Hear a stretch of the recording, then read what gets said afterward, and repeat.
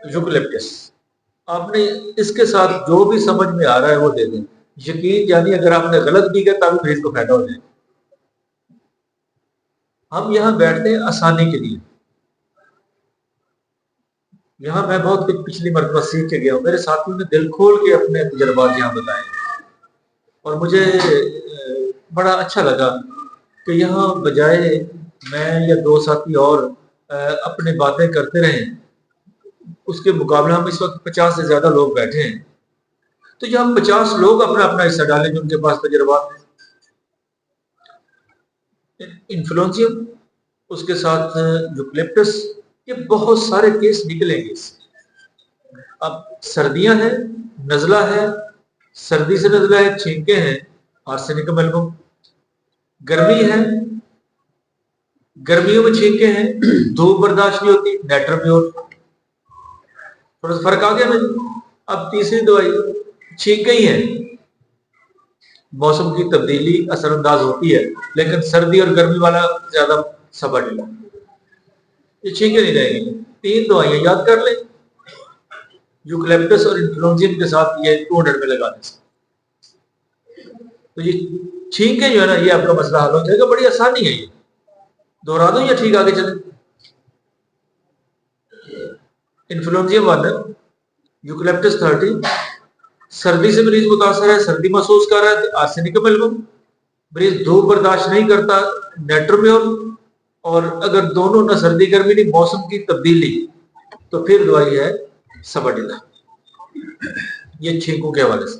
मरीज को नजला रहता है, नजला रहता है, नाक की बंदिश है, नजला है और नाक की बंदिश है, तो लेमना माइनस तसल्ली से काम करेगी। मरीज कहता है जो ही मैं उठता हूं सुबह सुबह छींके शुरू हो जाती है, नक्सोमी का, इसमें नाक की बंदिश होगी। जो ही मरीज सुबह उठा, उठते ही पहला काम उसकी छींके ही है। दवाई है नक्सोमी का। यकीन यानी ये 4-5 दवाइयां याद कर, लंबे चौड़े फलसफे में पढ़ने की जरूरत कोई नहीं, आप मिस नहीं करेंगे। मरीज हसास है ठंडी हवा से, दवाई है हेपरसन। जो ही ठंडी हवा लगती है उसे छींके शुरू हो जाती है, नाक की बंदिश है, बुलाता है। मरीज सर्दी से मुतासर है, ठंडी हवा की बात की है तो हेपरसन ठंड सर्दी से मुतासर है, सर लपेट कर रखता है, टोपी पहन कर, सिलेशिया। टोटल दे दे, चौथे 5वें रोज के बाद मरीज की जान छूट जाएगी इससे। कितनी दवाइयां होंगी? 5 और 6। ये नहीं, सर्दी सर्दी सिलेशिया को गर्मी कैसे लगेगी? सिलेशिया का मरीज सर टोपी पहन के रखता है ना, गर्म रखता है सर। ये हो गया जी। और ये छींकों के वाले से यही दवाई है, और ये ना फेल होने वाला सिस्टम है। अब नाक की बंदिश है तो इन्फ्लुएंजियम के साथ मेटोरिनम 1 में हफ्ते में खुराक। बकिया मेरा ख्याल है बकिया साथी बैठे हैं कुछ, आखिर में सवाल जवाब हो।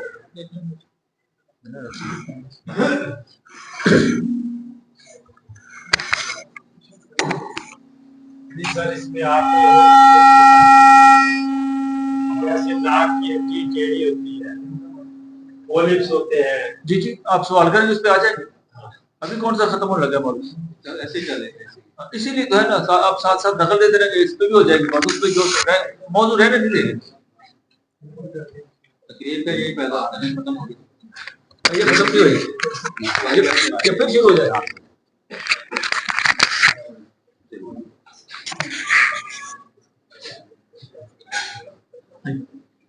नजले भी है, ये अगर मौसमी नजला है, आज जैसा का मौसम है, अगर आपके पास नजले का पेशेंट है, सबसे पहले आप नेसिलिनम आपके पास मानना में होंगे। अगर नजला भी है और बुखार भी है और पसीनों में दर्द भी है, मैं सबसे पहले यूकेटोन पे देता हूँ। वो तमाम नजले को भी ठीक करती है, उसके बुखार को भी ठीक करती है। अगर बच्चा है, उसका नाक बंद है, सो नहीं सकता, तो आपके पास नक्स है, सैम कसने का है। छींके हैं पतले पानी की तरह, छींके जैसे आप प्याज को देख लें, उसमें क्या होता है, आंखों में पानी नहीं जाए तो एलर्जी का आपके पास। अगर किसी खुशबू के साथ है, सुबह के साथ है, तो फिर आप जैसे फूलों की खुशबू है, परफ्यूम की खुशबू है, तो सुबह जो है आपके पास बहुत अच्छी महसूस है। अगर गले में खराश है और नजला भी है, तो काली नून आपके पास है और फैट ऑयली का बहुत अच्छी महसूस है, वो फौरी तौर पर काम करती है। अगर पेशेंट को बुखार भी है, शदीद बुखार है, तो कहते हैं डॉक्टर साहब मेरे सर में दर्द है, गले भी है, टांसिल भी है, तो पहले आप देंगे एंटीपैली, फिर 1 घंटे के बाद स्टेप्टोकोकस और जो है ना ब्राइटाकार्ब। सुबह इंशाल्लाह बच्चा स्कूल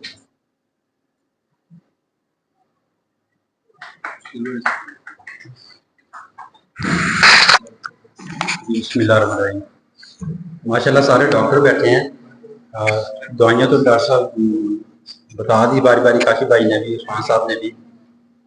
पहला सवाल था कि छोटा सा एक कॉमन सेंस की बात है, चलो नहीं आप मेडिसिन बताना चाहते, कहा कि नजला जब होता आप क्या करते हो? यार उठ के कह दो मैं रुमाल से साफ कर लेता हूँ। छोटा सा जवाब है, इतना तो कह दो यार। आप डॉक्टरों के कोई बोलता ही नहीं है। लेडीज थोड़ी सी हिलजुल हुई, बताने की कोशिश की, मेल में से कोई सारे ऐसे हो गए कि पता नहीं कौन सा सवाल पूछ रही है। तो बाकी दवाइयाँ तो आपकी काशी भाई बताएंगे।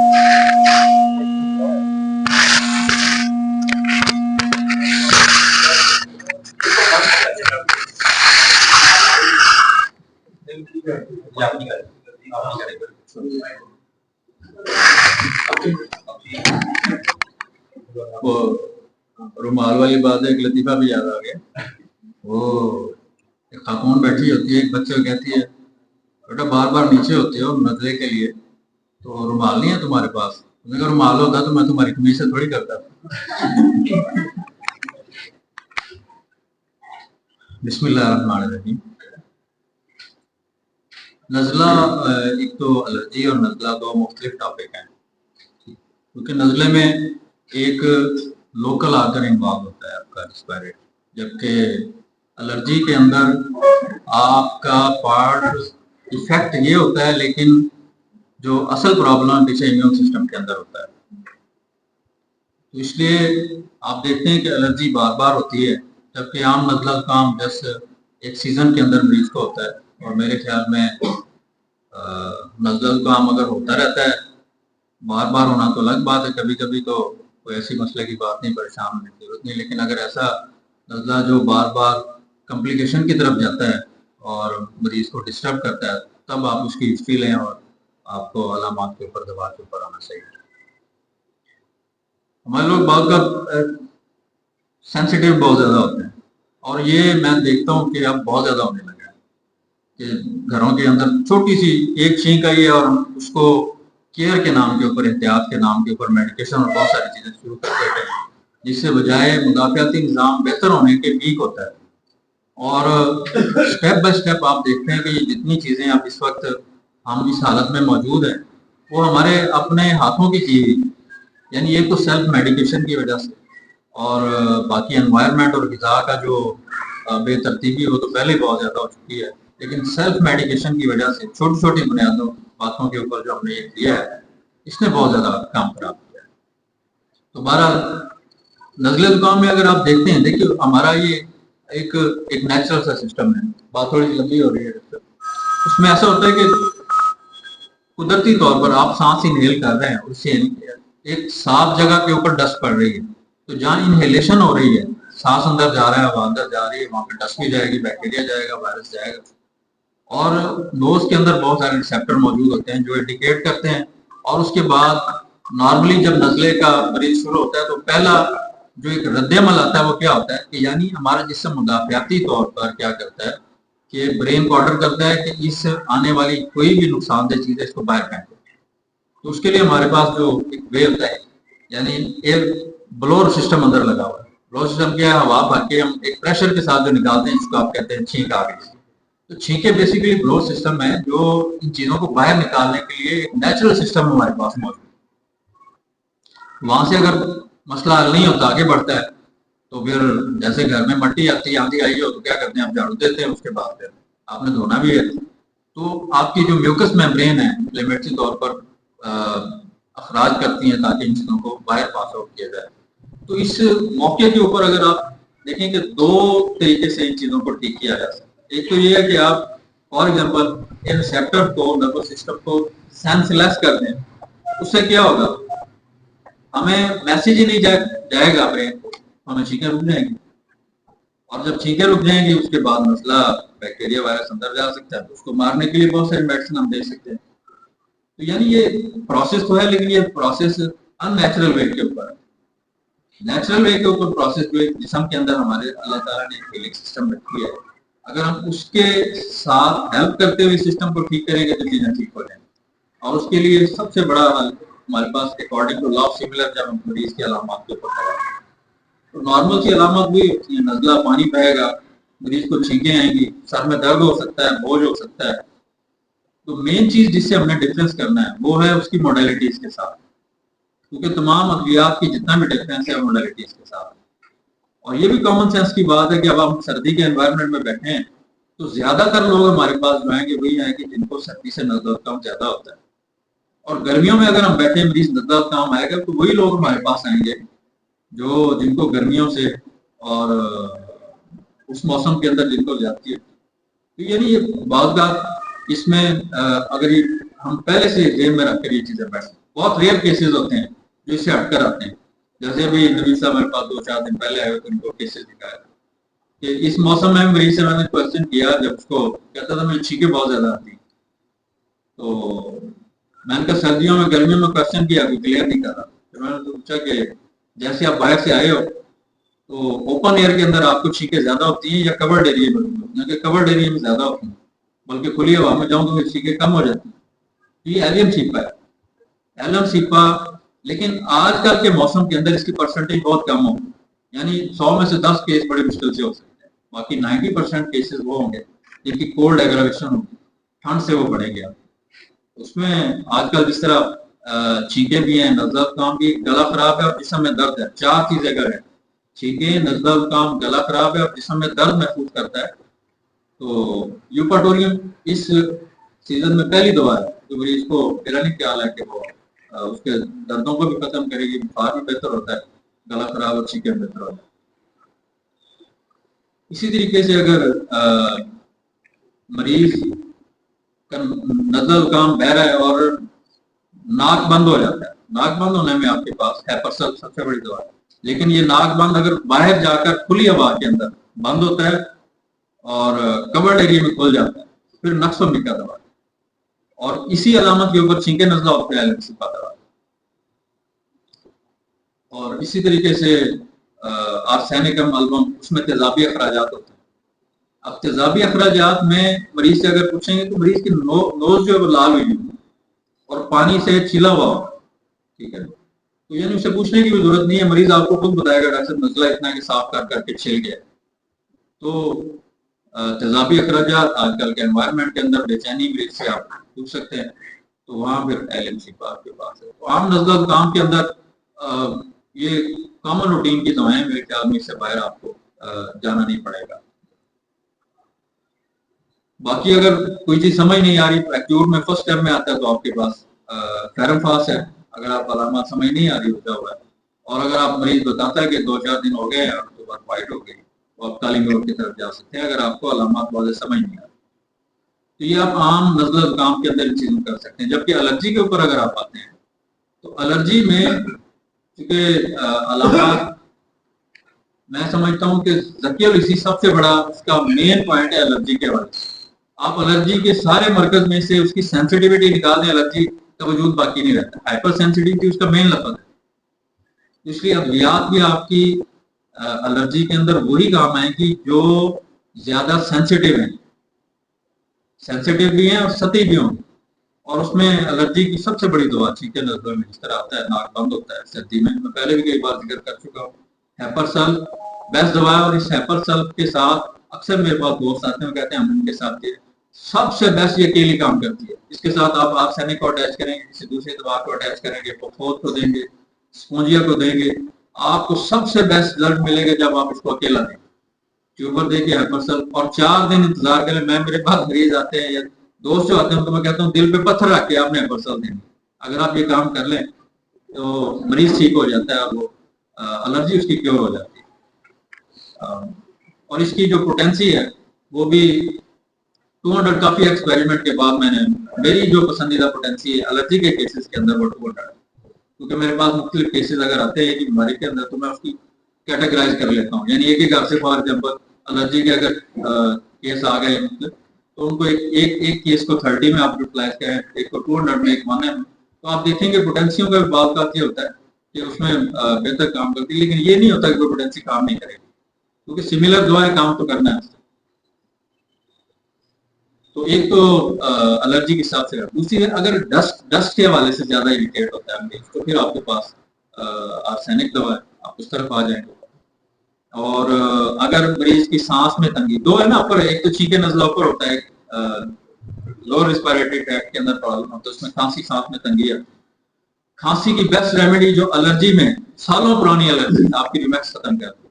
रिमैक्स की खांसी सतही होती है और गले से उठती है, सतही होगी, और एलर्जी की खांसी डीप नहीं होती है, वो किसी जगह जाएगा, एनवायरनमेंट से सांस इनहेल करेगा तो रिएक्शन के तौर पर खांसी होती है। तो उसमें ये है। दूसरा, अगर मरीज साथ इनहेलर यूज करता है और सांस में सीटी की आवाज आती है तो उसमें बेस्ट है आपके पास स्पॉन्जी है, और इसको कंटिन्यूसली इस्तेमाल करेंगे, ग्रेजुअली डोज कम होती जाती है इनहेलर की और खत्म, इनहेलर भी खत्म हो जाती है। इसी तरीके से काली कार्प है एलर्जी की बहुत बड़ी दवा है। रात में सांस में तंगी अगर होती है तो आपके पास 2 दवाएं टॉप के ऊपर है, 2 से 3, एपरसल, आर्सेनिक, काली कार्प। आपने मरीज से पूछना है कि रात के पहले हिस्से में होता है या आखिरी पैर में। अगर आखिरी पैर में होता है तो फिर आपके पास काली कार्प बेस्ट है, अगर पहले पैर में होता है तो फिर आपके पास आर्सेनिक। तो मेरे ख्याल में सांस की एलर्जी के हवाले से ये मुख्तसर सी दवाएं काफी। एक मैं मोहम्मद डॉक्टर के साथ मैंने दिन प्रैक्टिस में ऐसा हुआ कि जल्दी कभी एलर्जी के पेशेंट आते हैं या नजला जुकाम के पेशेंट आते हैं तो आप उनको जरूर चेक करें। ये नहीं है कि आप नामों तो देख लें, लेकिन मैंने अक्सर केस देखा उनका गला जरूर खराब होता है। यानी कि मेरे पास जो भी पेशेंट आता है उसका गला जरूर खराब होता है। उसकी वजह ये होती है कि या तो वो मतलब मैं पैराडोल खा लें, उससे गला लाजमी खराब होगा। अब मेरे पास तो केस है, मैंने आपको कि पहले मैं ऐसे अलामत दे देता था, लेकिन जैसे भी मैं टॉय लगाता हूँ उसका गला बहुत खराब होता है, बुखार होता है, उसकी आंखों में हीट निकल रही होती है और ये उसके साथ कंडीशन होती है। और सर गर्म है और ठंडे हैं, अक्सर ही ऐसा होता है। आप ठीक है, नजला भी होता है, उसको जुकाम भी होता है, तो इसको जरूर देखिएगा। तो मैं इसको देख के देखता हूँ, मैं ये देखता हूँ कि अगर तो पहले जिसमें में दर्द हुआ है तो मैं आपके अंदर आसानी के बाद बैलेट होना दूंगा। अगर बैलेट होना, अगर उसको पहले गले खराब हो गया तो पहले बैलेट होना फिर आ सकता। इसमें पेशेंट इसको जरूर देखिएगा, अगर नजर काम हम देख रहे हो तो बता, ये मेरे एक्सपीरियंस में है। डॉक्टर साहब कोलिक की बात करें तो मैं 1 मिनट की बात करके डॉक्टर साहब को माइक देता हूँ। कोलिक के हवाले से पहले शुरू में हम ये ट्यूक्रियम, लिग्नामाइन और सारी चीजें देते थे, लेकिन अब अभी देते हैं उसमें हमने देखा कि काज वही एलर्जी ज्यादा होती है। इनमें आपको 90% एलर्जी के मरीज मिलेंगे जिनके अंदर हदूद बड़े होते हैं। बेसिकली बार बार जो इन्फ्लेमेटरी अटैक होता है एलर्जी की वजह से, उसमें क्या होता है कि मरीज के हदूद सूखते जाते हैं, ठीक है ना, सोजिश होती जाती है, नाक बंद होता है। अब एक हमला ठीक नहीं होता, दोबारा अटैक, बार बार इन्फ्लेमेटरी होता है, सोजन ज्यादा हो जाता है। अब उसमें जब तक पीछे आप इसका स्विच ऑफ नहीं करेंगे ना, तब तक ये चीजें बेहतरी की तरफ नहीं आती। आप इसको एलर्जी का इलाज करें, बार बार होने वाला अटैक खत्म होता है, अब इसके बाद आप इसको लिग्नामाइन दें, ट्यूक्रियम दें, जितना भी इलाज करेंगे आप देखेंगे करते ऐसा ऐसा खत्म होना शुरू हो जाता है। और इसकी ये एलर्जी में जितनी भी बेस्ट इंटरकरेंट दवाएं हैं, आपके मियाजमेटिक दवाएं, वो मेरी प्रैक्टिस में टॉप के ऊपर हूँ। ट्यूबर के लिए आप जानते हैं सब लोग, दूसरी मेडल है ना, ट्यूबर का मरीज यानी 90% ट्यूबर ज्यादा यूज होती है और फायदा देती है। कभी ऐसा नहीं हुआ कि मरीज ने कहा तो फायदा नहीं। तो मैं डॉक्टर साहब को देता हूँ कि वो इसके ऊपर अपने जो एक्सपीरियंस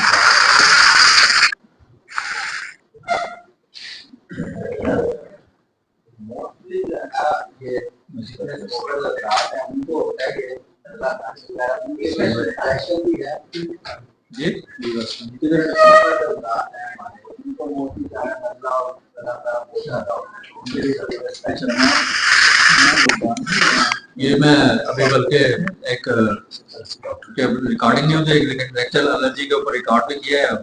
उम्मीद है कुछ दिनों में आ जाएगा। उसको एलर्जी के ऊपर सारे उसके पॉइंट मैंने डिस्कस किए हैं। तो ये जो तंबाकू के धुएं से अक्सर जो एलर्जी होती है, सांस में तंगी होती है, खासतौर पर घुटन होती है, इसकी सबसे बड़ी दवा आपके पास इग्नेशिया है। इग्नेशिया तंबाकू और उसके धुएं से होने वाली एलर्जी की पहले नंबर की दवा। इसके घुटन को भी खत्म करेगी, सांस की तंगी को भी खत्म करेगी, और बेहतर इसके बाद फिर जो है स्पॉन्जी और स्टाफिसिस इसके बाद का नंबर, लेकिन पहले ज्यादा केसेस आपको यही निपटा देंगे। बाकी तरीका इलाज का जो लोग आते हैं, हमने देखा गया कि उस तरफ जो है भाव के निर्देश को देते हैं, क्योंकि हमारे वक्त तो ये अल्लाह दे सकता है कि वो भाव ले रहे हैं अभी नसन पर भी जगह हो भाव के कोई बंदों को पतला करने वाली दवाई मोबाइल कर दिया ना। जी जी, बिस्मिल्लाहिर्रहमानिर्रहीम। दमे में बात हो रही है। मेरा ख्याल है पाकिस्तान में जितना दमे का केस मेरे सवाल में किसी के पास नहीं आया होगा, और पिछले 33 साल में जितने दमे के मरीज मुस्तकिल ठीक अल्हम्दुलिल्लाह अल्लाह ताला ने मुझे तौफीक दी, शायद बहुत सारे लोग हमसे भी, लेकिन मैं इस पे अल्लाह का शुक्र अदा नहीं कर सकता। तो मैं कोशिश करता हूँ आपके साथ वो जो मैं अपने क्लिनिक पे जो अपनी तरतीब लगाता हूँ मैं आपके साथ शेयर करता हूँ, और इंशाल्लाह आप बेफिक्र हो जाए, ये केस कभी नहीं बन सकेंगे। और बात ये भी होता है कि मामूली नजला भी ठीक नहीं होता नहीं ऐसा, लेकिन रास्ते आपको सीधे बता दीजिए, रास्ता कैसे तय करना है। दमा साइकोटिक है। जब हम एंटी मियाज़मेटिक मेडिसिन देंगे तो ये ठीक होगा। यहां बेसिलिनम देना पड़ेगी फेफड़ों के टानिक के तौर पे। अच्छा, मैं जो अपनी तरतीब लगाता हूँ ना, मैंने थोड़ा बहुत वो जमा तफरीक की होती, मैं उससे भी आसान कर देता हूँ आपके लिए, आपको ये भी ना करना पड़े। क्या ख्याल है? एक है मेरी तरतीब, जहां थोड़ी बहुत जमा तफरीक है, ये है तो ये है, मैं उससे भी आपको मुबर्रा कर देता हूँ।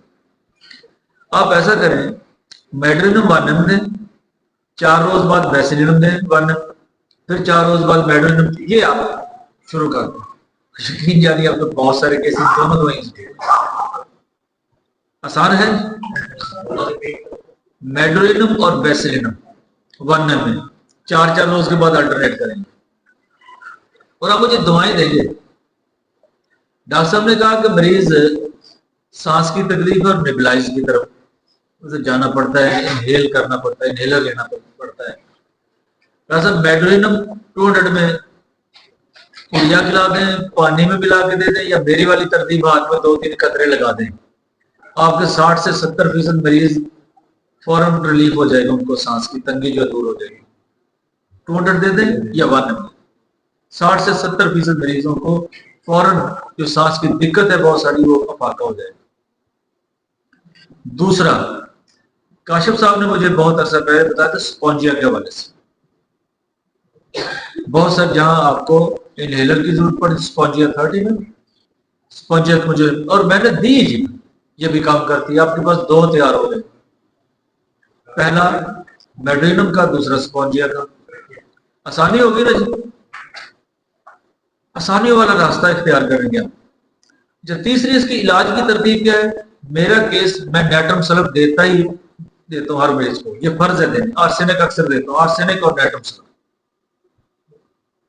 30 मिनट दिन में 3 मरतबा 4 मरतबा दे दें। अच्छा, इसके साथ थोड़ी सी तरतीब मैं आपको बता रहा हूँ। मैंने कहा बेसिलिनम मेड्रिनम अल्टरनेट करें, आर्सेनिक नेट्रम सल्फ मैं देता हूँ। मैं अपने क्लिनिक की बात कर रहा हूँ ना, ये हो सकती है।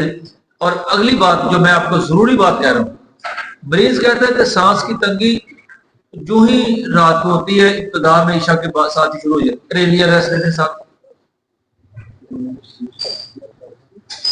मरीज जो ही लेटता है उसे सांस की तंगी, बैठना पड़ता है, ग्रेंडेलिया दे दें जी। आधी रात को तकलीफ होती है तो आर्सेनिक दे दें। शहरी के वक्त तकलीफ होती है तो काली कार दे दें। और सुबह उठते ही तकलीफ होती है तो नक्स मीका दे दें। आसानी है ना, दोबारा दोहरा दो। रात ईशा के बाद तकलीफ का होना रेलिया रेसिमोसा 30 में, लेटते ही घुटन होना, सांस बंद होना ग्रेंडेलिया, 12 बजे के करीब तकलीफ होना आर्सेनिकम एल्बम, 3-4 बजे के करीब तकलीफ होना कालिका, और सुबह उठते हुए इजाफा होना नक्समी का। 10-11 बजे तकलीफ होना दिन को नेट्रम्योर। तो है मुश्किल, साथ म्याज में लगा दें। गर्दो गुबार, खाका और मट्टी, धूल से तकलीफ होना पथोस, पथोस काम ना करे तो चैलिडोनियम, चैलिडोनियम जहां पथोस फेल हो जाती। जहां गर्दो गुबार से हटके धुआं, धुआं का लफ्ज डॉक्टर साहब बता रहे थे इग्नेशिया, इग्नेशिया के साथ हिस्टामाइन वानर दे दें। खुशबू से एलर्जी, धुएं से एलर्जी, हिस्टामाइन साथ लगा दें वानर में कभी कभार, ये भी केस निकल जाएंगे आपके। जहां मौसम की तब्दीली से बलगम भी बार बार आती है, यूकलिप्टस 30 में साथ दे दें।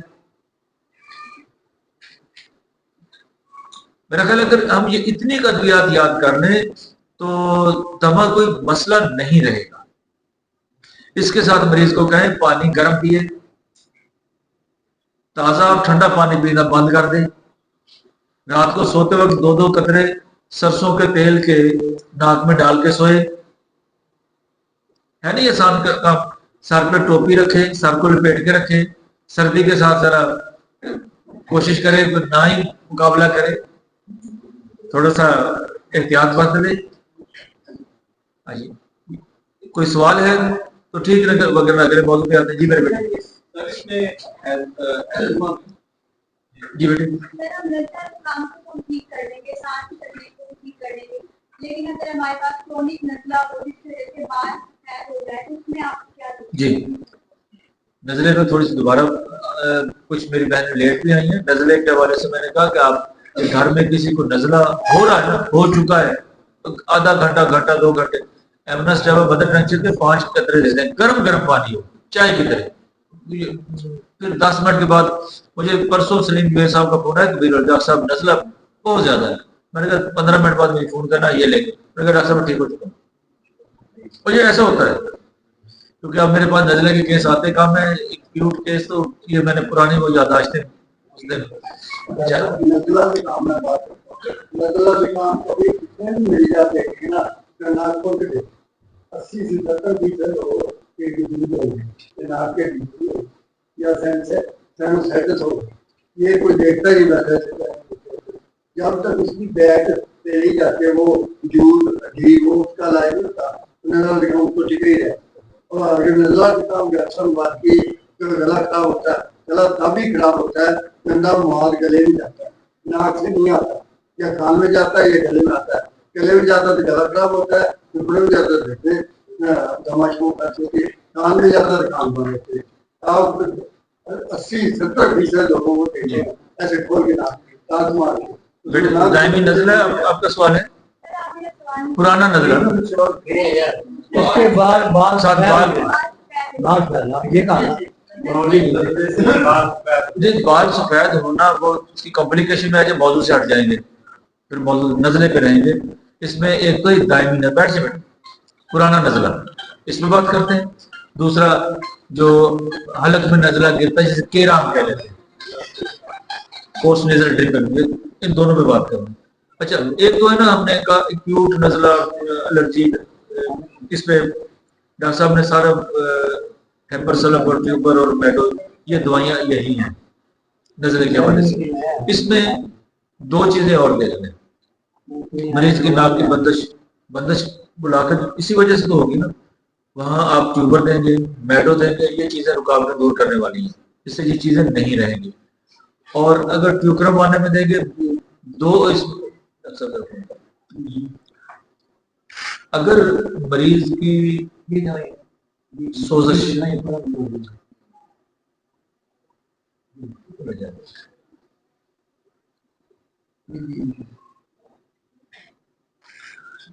नाक के अंदर सोजश है सिर्फ सोजिश है, तो लेमना मैनर बड़ा काम करती है। अगर मौका नमार है ऐसे उंगली की तरफ, ट्यूक्रम काम करती है। और अग्रेफस ऐसी दवाई है, मरीज के नाक का डीएनएस का केस है, नाक बंद है, आप अग्रेफस 200 में डेली या खुराक दे दें, आपके बहुत सारे केस निकल जाएंगे। अग्रेफस गला और नाक दोनों को काम करेगी, दोनों पे। और वो कहते हैं ना अक्सर यहाँ भी भारीपन है, या अग्रेफस यहाँ टिका के काम करती है। और अग्रेफस का मरीज मुंह और नाक से बोलता है, हुन्ना बोलना जिसे कहते हैं, वो बोल भी नहीं सकता, इतनी नाक की बंदिश होती है। अग्रेफस, लेमना मैनर, ट्यूक्रम, बैडो, ट्यूबर, काली नेट, कैडमियम सल्फ, ये इसकी अद्वियात है। अच्छा, अब आते हैं केरे की तरफ। अच्छा, केरा ऐसी बीमारी है जो फंसती है, और ये बड़े काबलों में वैसे भी बाज़ औक़ात ये केरा जो है ना तंग करता है, ये ठीक होने में मुश्किल पेश आती है। यहाँ फिर वही है, ट्यूबरकुलिनम, बैडोरिनम, बैसिलिनम, ये ज़हन में रखें, इनके बगैर बात बनेगी नहीं। इसके लिए जो दवाई मैं अपने क्लिनिक पे इस्तेमाल करता हूँ, मैं वो तरतीब आपको बता देता हूँ और इंशाल्लाह आपके लिए आसानी होगी। हेपाटिका, हेपाटिका 30 मिनट, ये दिन में 4 मरतबा दे दें। हेपाटिका, हेपाटिका। अच्छा, अब ये एक दवाई है, साथ म्याज़म है, और यहाँ बाकी 2 से 3 दवाइयाँ हैं। वो आपकी हिम्मत है उनसे कैसे तजवीज़ करें। मरीज कहता है ये सुबह उठता हूँ तो बहुत सारा मवाद गिरता है, सुबह सुबह ही होता है, बाद में नहीं होता। नक्समी का ये 200 डेली दे दें। मरीज से सवाल करें कि जो आपका मवाद है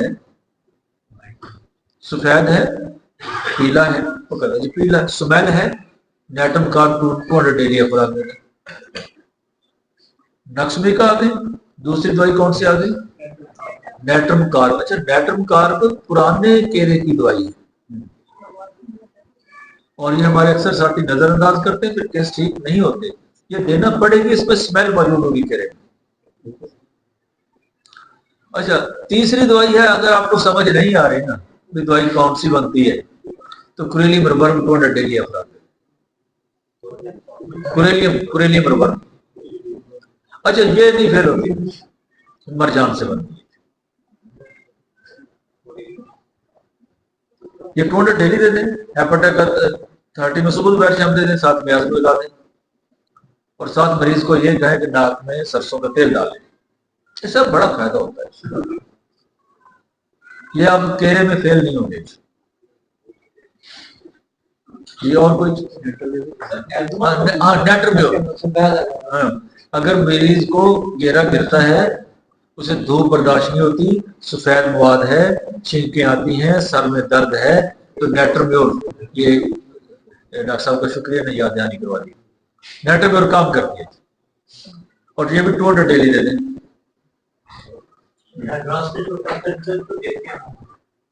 हाइड्रास्टस भी काम करती है, मरीज अगर कमजोर है, कब्ज है, तो हाइड्रास्टस काम करती है। 2 नंबर की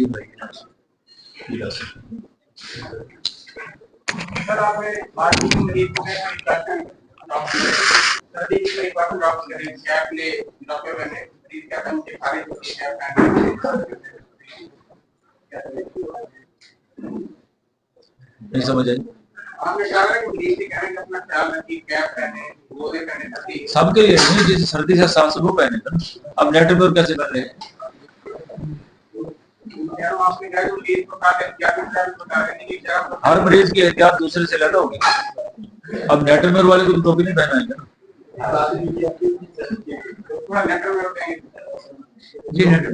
जी जी, मेरे एक्सपीरियंस में इसका जो अक्सर कीड़ा गिरता है, तो आप अक्सर देखेंगे ये मरीज ठंडी और खट्टी चीज़ों से तो बढ़ता है, और ठंडी और खट्टी चीज़ों से जो अलामात पोस्ट नेजल कैविटी के अंदर गले की जो बढ़ती हैं, उसकी भी टॉप रेमेडी हेपरसेल्फ है। इसी तरतीब से अगर आप हेपरसेल्फ को कंटिन्यू कर दें और उसे ठंडी और खट्टी चीज़ों का एहतियात कर दें, कुछ अर्से में ये चीज़ें खत्म हो जाती हैं। सारे नहीं, अक्सर जो ठंडी और खट्टी चीज़ों से, और ज़्यादातर तकरीबन आपके केस से निकल है। जोड़ जाए ताकि फिर जो है नेट्रम और बाकी अलामत। मेरे ख्याल में एलर्जी का मौजू काफी हो गया। अब दोस्तों में कोई क्वेश्चन है इस हवाले से तो बता दें।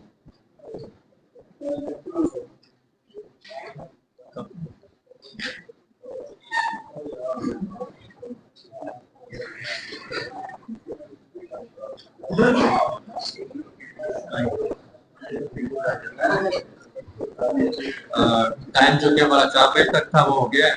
चाय जब तक आती है तब तक डिस्कशन करते रहते हैं, उसके बाद फिर इसको वाइंड अप करते हैं। मोस्टली पेशेंट के या तो धान गिर जाते हैं या बाद में है ना गिरना और मेरे पास जो 3 से 4 पेशेंट हैं हमारे उनको जाना आपको समझते हैं नजले की वजह से बेसिकली उनको देखी बीमारी रही है नजर जैसे ये बढ़ती गई है नजर कमजोर भी उसके बाद इसके बारे में देखिए एक है कि नस्ले की कॉम्प्लिकेशन में आती है चीज, ठीक है ना। अगर आप पैथोलॉजी के देखेंगे तो बीमारी के अंदर एक डिजीज पार्शली होती है। डिजीज से फिर सेकेंडरी चीज अगर आप उसको ठीक नहीं करते तो सेकेंडरी आपका नहीं बात होने लगती है, ठीक है। तो वो कॉम्प्लिकेशन में आता है। तो नजले की कॉम्प्लिकेशन में समटाइम ऐसी चीजें लोग कहते हैं, उसमें जो लाजिम बात है अलामात के हवाले से जब आएंगे तो उसमें फिर वो दूसरे टॉपिक पे निकल जाएंगे। जैसे सफेद बाल आप कह रहे हैं तो उसमें मेरे बालों का एक्सपीरियंस मौजू जब आएगा तो बात इंशाल्लाह क्या कर देंगे।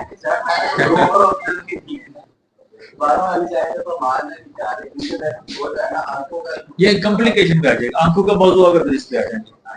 अगर हम ऐसे करना शुरू कर उलझ जाएंगे, सारा निजाम उलझ जाएगा।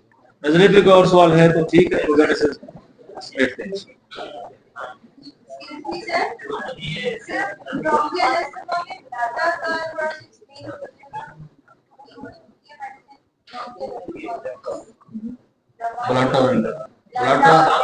घलाटा जलाटा तो हम बड़ा देते रहे शुरू में दिए। फिर छोड़ दिया, काम नहीं किया। किसी और के क्लिनिक पे काम करके हमने भी छोड़ दिया था पहले 15 साल शुरू में दिए खराब हो मदर टेंशन में बार के। लेकिन ये बेस्ट है जो आपको बताया। लेकिन इसमें एक तो टेक्निकली आप चलते हैं, दूसरा है कि मरीज ठीक होने की तरफ आता है। बेटे ये वो तजुर्बा है जो क्लिनिक पे हम करते हैं, आपके साथ वो शेयर करते हैं, किताबी बातें नहीं होती ना। जी बेटे अगला मौजूद यही कर लेते।